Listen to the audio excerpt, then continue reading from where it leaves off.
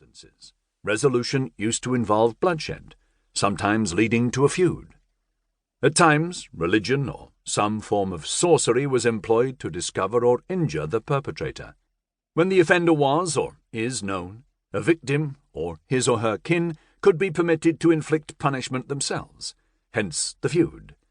There might also be some kind of enforcers and/or helpers who can bring parties together to settle matters, or to bring those accused of doing harm before people with some authority, such as elders, community headmen, or magistrates, who can impose some sort of sanction without necessarily having any recourse to formal law. Moreover, in significant groupings of people larger than a hunter-gatherer group or a small rural community, the enforcers, even if only ordinary members of the larger community, can be organized into bodies required to provide help or assistance when necessary to maintain the general welfare. In broad terms, that is what policing was in many of its early understandings, a system to enable the well-being of individuals and the growth and welfare of the community. The aim of what follows is to trace the manner in which the enforcers and helpers developed into the institutions now termed police. Polizei, polizia, policia, polizia, or any one of the other linguistic forms. Separating policing from the institutions known as police helps to warn against a simple linear development of the institution and the assumption that nothing like it existed, particularly before the Enlightenment, and that it has gradually grown more effective and more responsive to the community's or the individual's needs.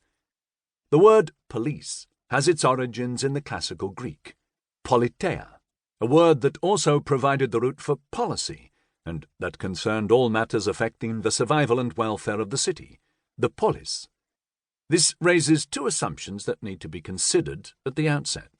First, that the police institution alone is responsible for policing, and second, that it is easy to set a date for the founding of the institution. Briefly, and to begin, in the English-speaking world, there seems to be an assumption that the institution called the police is primarily concerned with doing policing. Elsewhere, there is often no precise link between the police and policing.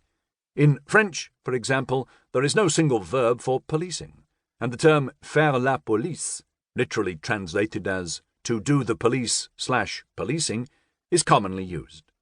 In German, a variety of words such as überwachen and kontrollieren cover policing roles, and in Italian, the transitive verb is, commonly, mantenere l'ordine.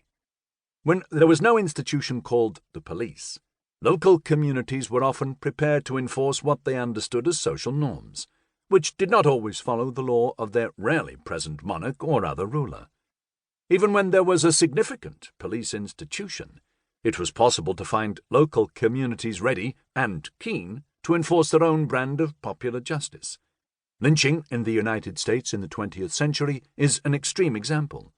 Representatives of local government and even of the local police could be tacit observers or, worse, participants. Similarly, in the aftermath of the Second World War, such police as there were could turn a blind eye to crowds that assembled to view the ritual head-shaving of women who had collaborated with German occupiers. Poule à bouche. Many people commonly expect to have terminal dates in history and expect an institution like the police to have a precise date for when it was established. Invariably, however, the situation is more messy and complex. The dates of the First World War are assumed to be 1914 to 1918 for many participants, yet for the Italians and the Americans, participation began respectively in 1915 and 1917, while for people in the Balkans, in Central Europe, in Germany, and in Russia, fighting began sometimes before 1914 or continued after 1918. The situation with named institutions is much the same. An army is an army. A police force/service is a police force/service. Yet what properly constitutes an army or a police?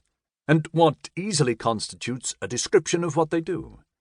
When one academic, and it usually is an academic, attempts an all-embracing definition, another will almost certainly accept this as a challenge. So it is with the starting dates and activity of most institutions.